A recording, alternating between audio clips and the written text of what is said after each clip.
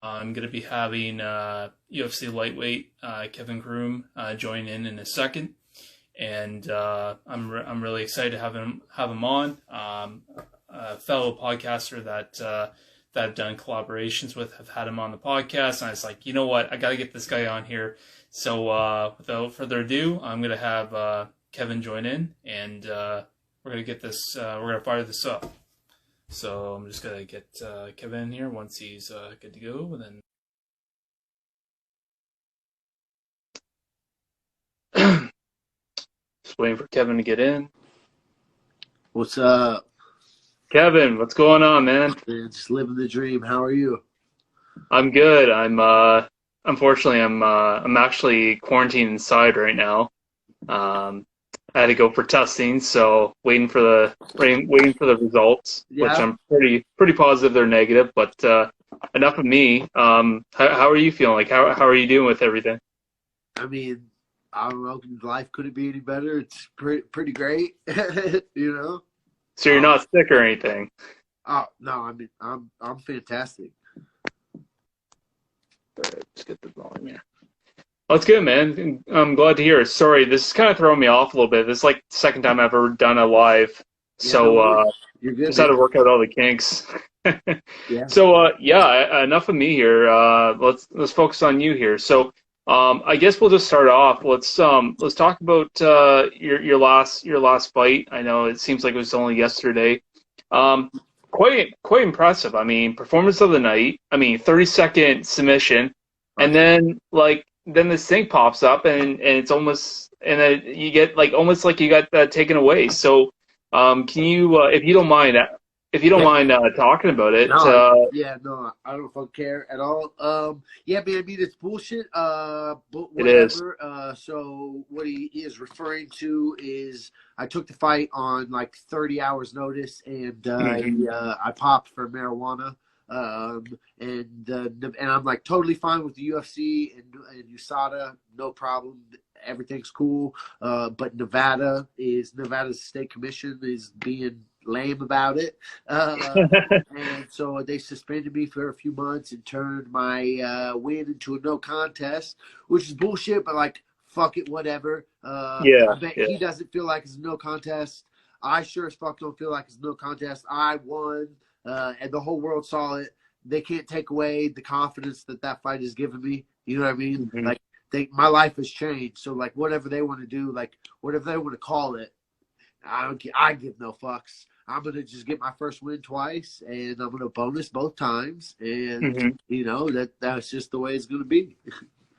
No, with that performance bonus, so obviously the fight turned into a no contest. Did you still get to keep that 50 Gs, or what? How'd that work out? Yeah. I mean, yes. Okay. Well, I was gonna say, well, you know what, and I think it's bullshit as well, because I have a hard time believing how I know rules are rules, but I have a hard time believing how marijuana can give you enhancing you in the fight. I don't really understand that. Yeah, and I mean, it wasn't I smoked 2 days before, so if it could, even if it could, I wasn't high during the fight, I smoked before I got the fight. I got the fight in 30 hours notice. I smoked, before that, yeah, I mean, it's lame, especially seeing as it's illegal in Nevada. You know what I mean? It's legal there. So that's really lame, but whatever, man. I give no fucks, and it's not really something I even focus on. Who fucking cares? Whatever you want to call it, I got paid. My life has changed. I fucking know, everything that I always thought I could do, I just did, and I proved it. So, whatever. I don't fucking care, man. So how many months are you suspended for? I can fight in January. Okay. So I know previously, before your official suspension, you talked about you got your win and you wanted to turn right around really quickly. So is that do you want to hopefully get in sometime January, February? Yeah. I mean, I already have something signed and lined up. So, yes. Okay. Right on. Yeah, and I guess like kind of going back to the whole idea about marijuana in the sport. Obviously, in Canada at least, it's legalized everywhere. In the states, it's starting to kind of see that trend where eventually, I think all the states are gonna legalize it. I mean, it Right. should be. Yeah. Um, so with the sport, do you hopefully will we kind of see a day where they'll allow it to be in your system, even, I mean, maybe not prior to the fight, but like maybe a couple of days, if they can have evidence to say, a couple of days before, yeah, you're, Yeah, like I mean, you know, it's already like that in a lot of places. Like with USADA, yeah, that's how it is. You just like can't smoke for like a few days. yeah. That's no problem. It's just like if like there's a line, and if you're over that line, like you know, Nevada's gonna fuck with you apparently. Yeah. Well, and I've seen a lot of videos about the great things that you saw have done, but all the things that they've done that have really screwed up fighters. And I know they talk about if you're a fighter, you should be you need to know what's going in and out of your system for those reasons. But at the same time, it kind of sucks for the fans and the fighters. I mean, you got fighters that are taking these supplements, and I Yeah, mean, well, so or they like know. once again, at least in my situation, like it has nothing to do with USADA and Tim Elliott, my teammate and friend who just Hmm. like got fucked with by Nevada for the same thing. He just tweeted a really good statement, so I'm gonna repeat it. He said that like it's done. USADA has done nothing but help the sport of MMA. It's the commissions that are fucking with people. The commissions only take. And I mean, Right. I think that's pretty good. Like, yeah, there has been like some things with USADA, like they just changed a lot of rules and stuff. And like, I mean, they're trying to get better. Hmm. I mean, I fully support USADA. It's just a lot of the commissions and shit need to change, and then that's not going to change because that's just a racket for the state. Like, that's just the state taking money out of an event. Like, and Hmm. they're not going to change because that's just money in their pocket. Like, just retarded bullshit. Well, well, and that's the thing. I mean, like that's what they're made. That's what they're there for. They're out to make the money. I mean, they got their job to do, but they're out for the money. Yeah. And but I mean, other than that, I mean, what, I'm glad to see that you're going to come back. Cause I was watching that fight, and that was like one of the craziest submissions I've ever seen. Like, I don't see too many people getting submitted from the feet like that, Yeah. like a standing guillotine like that. So I was pretty impressed.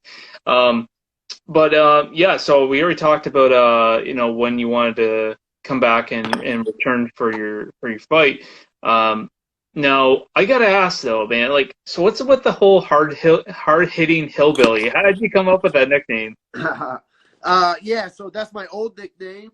But yeah, man, one of my coaches, one of my, I used to live in Albuquerque, and Hmm. like one of my coaches was calling me HHH, and I didn't like really pay attention or whatever, and then like we started getting closer, and then finally I was like, hey man, like what's HHH about? And he's like, oh man, you're my hard hitting honky. Yeah, and then I have a buddy who has a fightwear company called Hillbilly Fightwear, and I just Hmm. thought it would be funny to make the shirt that said "Hard Hitting Hillbilly," and like I didn't necessarily mean for it to become a nickname, and then it just like happened, and yeah, man. I mean, whatever. I have changed it since then, just because I mean, I feel like that was. It's just old. I've changed a lot. I've grown up a lot. I'm kind of a different fighter. So yeah, man. Hmm. I'm going by Crash now because my fighting style is kind of like creating a consistent car crash. So yeah, man. That's what's up. That's what's up. And yeah, and I guess you don't have to really talk about it much, but I was watching another interview that you were in. You talked about like something about cults and stuff. Like you grew up in a cult. uh, I um, mean, so no, I didn't grow up in a cult. However, I mean, it was fucking culty. You know what I mean? Like we right. weren't like all wearing robes and like fucking each other and like, but like, man, it's just like really religious and Christian and like just fucking really weird, man. Like just fucking weird. Like, yeah.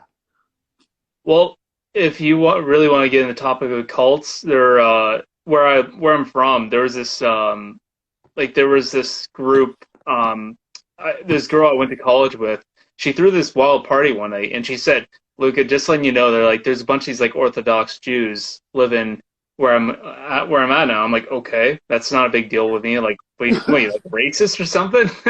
And she's like, no, like just like they're just very, very strict and everything. I'm like, okay. I'm like, whatever. So we go in and I see like all the stuff going on. People are like telling me like, yeah, they're like a cult and everything. And as soon as they said that, it like freaked me out. I'm like, and I'm gonna see like torches and shit, like, and and no, they were just a very strict group, but they got a lot of crap for stuff going on there. And I just feel like anybody that kind of does anything different, they get shit for it. And I don't know, man. Yeah, I mean, I don't know, man. Like, it is pretty out there. You know what I mean? Fucking some people are really into that. Some people leave it, but like, man, I don't know. It's pretty out there. The shit I was around, at least, you know. So you went from that, and now you're a fighter. So actually, could you kind of talk about how you got into MMA in the first place? Yeah, I mean, man, like ever since I was a little kid, I've always loved fighting, scrapping, rolling around, wrestling, roughhousing, you know. As soon as I first saw my first ninja movie, you know, I mean, it was all about ninjas and shit.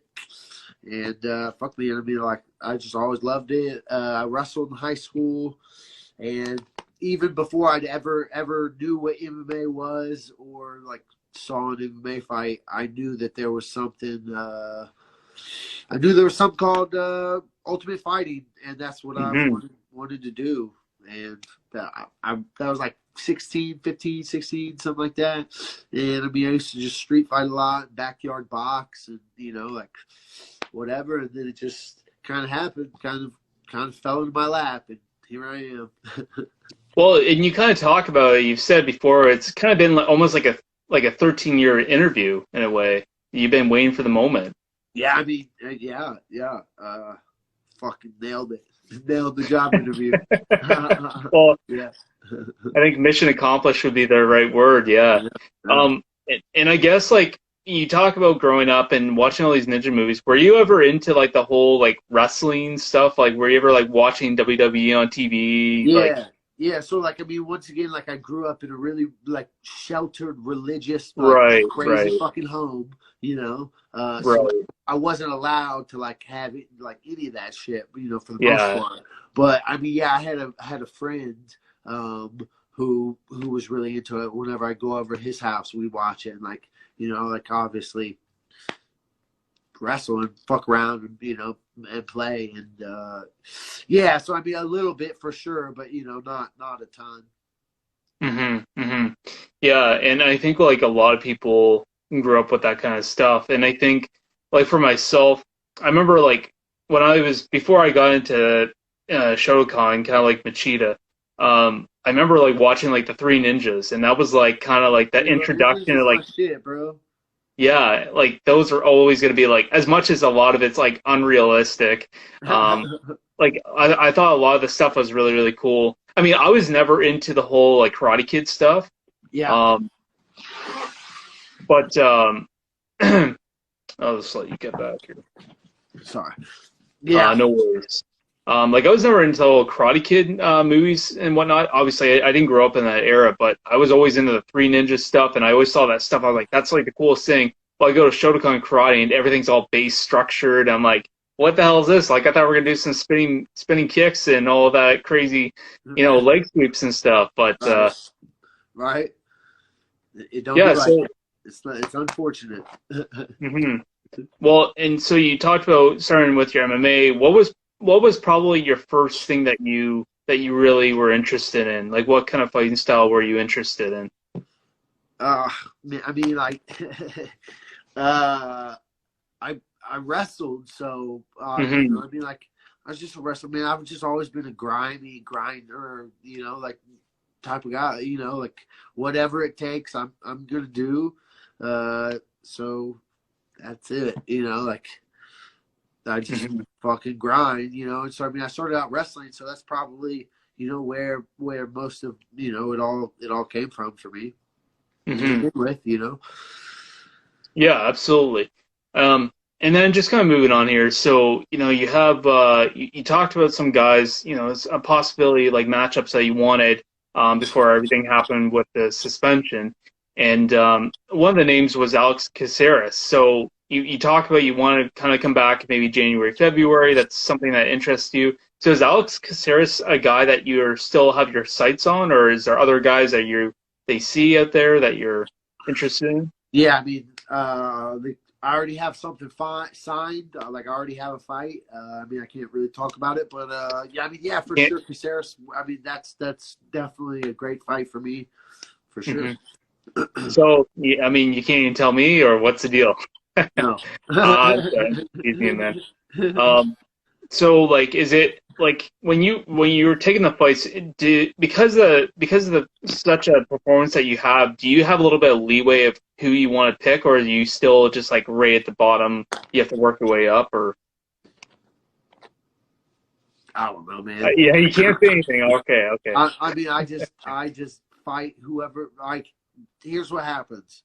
Do you want to fight this person? And I say yes, and then. I mean, that's it. Like, whatever. Like, whatever my coach says, I say yes, and then I do. Like, so, yeah. Like, I whatever. Okay.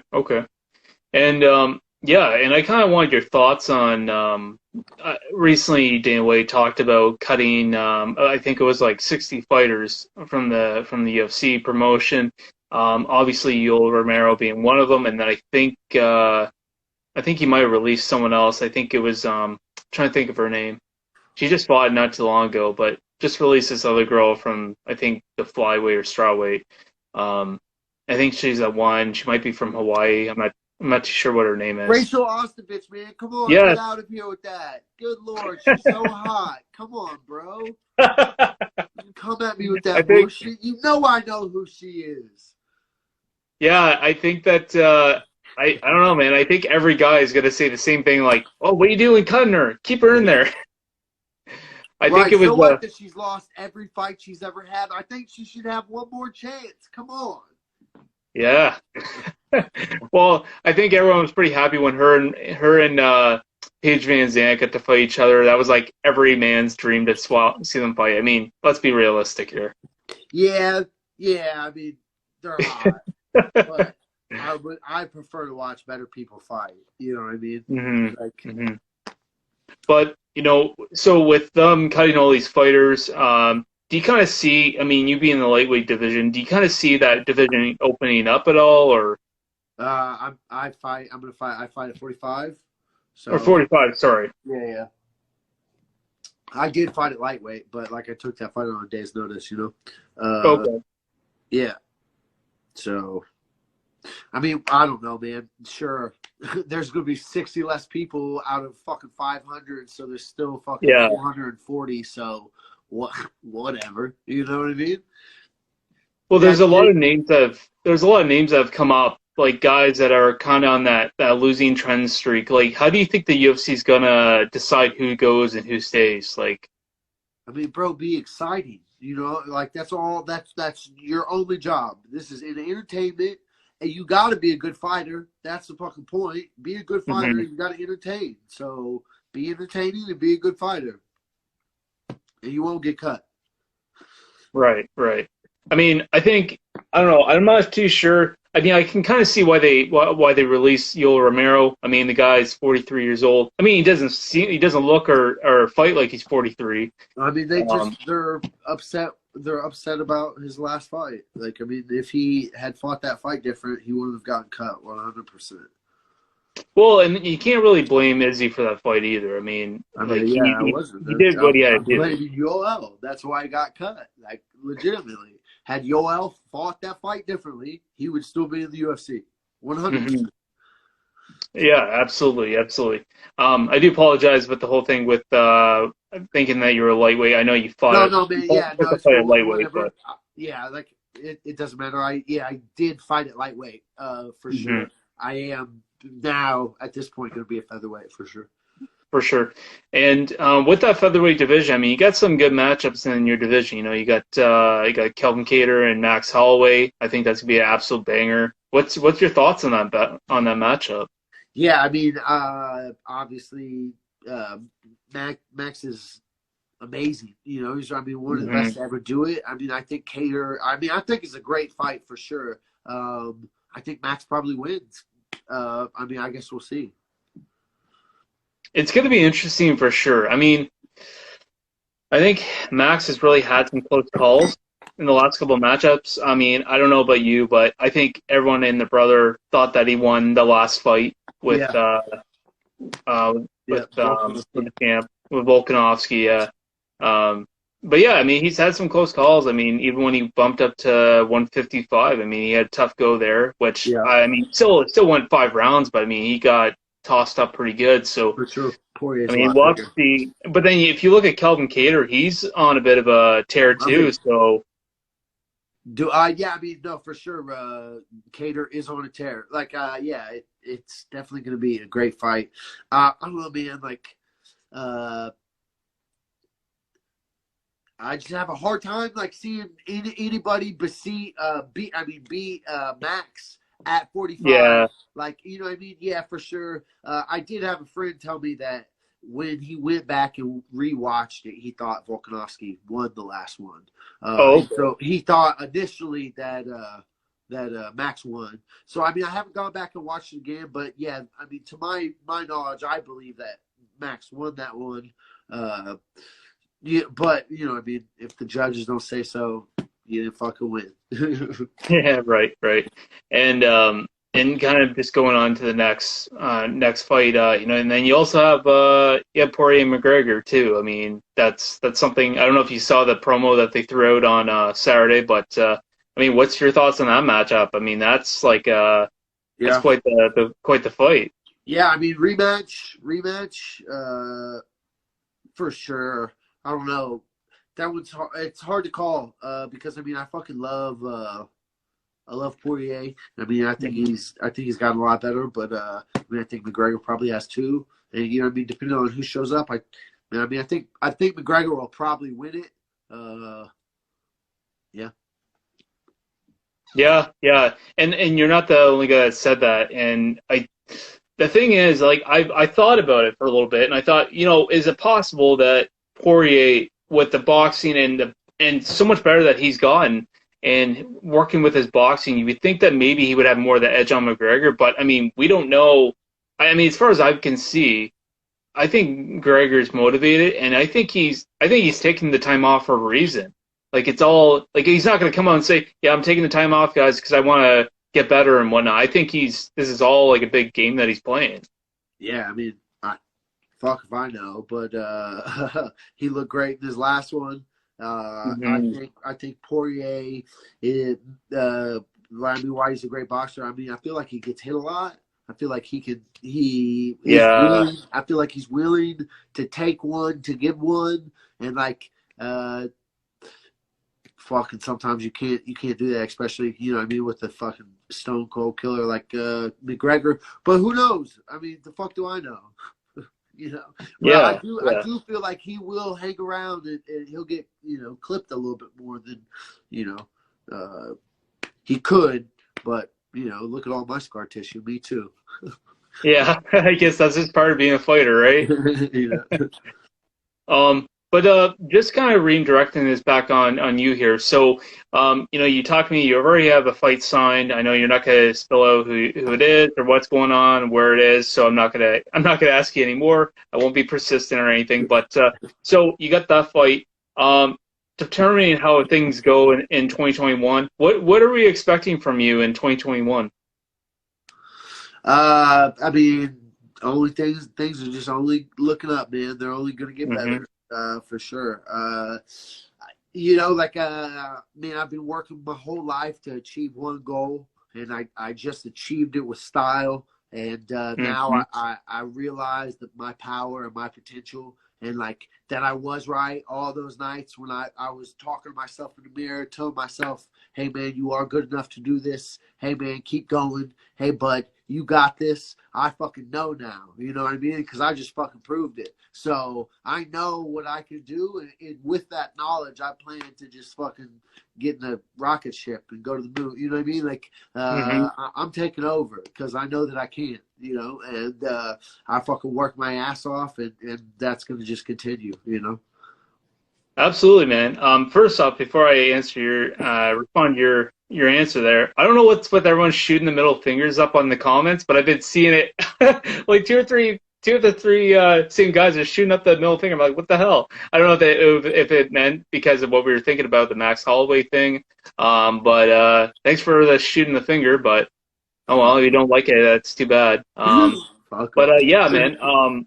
Yeah, like I think that I think your future is bright. I mean, you've made a hell of a statement for your debut. How many fights you got on your contract? Is it what, 4 or 5? Yeah, I mean, just like the typical 4 fight contract, but you know, we'll see. Well, yeah, I mean, I'm glad to hear that, man. I'm looking forward to seeing you come back. I mean, you're an exciting guy to watch. I can't wait to see you come back in 2021. Kevin, it's been a pleasure having you on the podcast, and thank you for coming on again. And we'll see you. Yeah, man, I appreciate you. Give me a follow, guys. Fucking thank you for having me on. Give them a follow. Heck yeah. Give this man a follow. Yeah, definitely. Right on, man. Have a good one, guys. Peace, man. All right, bye. Anyone, if you guys like this video, it will be on YouTube. Again, thanks to Kevin Croom for joining in. If you guys like this again, this will be on YouTube. If you missed the live stream, this will be on YouTube. And while you're there, give me a like, give me a comment, and subscribe. All right, guys, enjoy.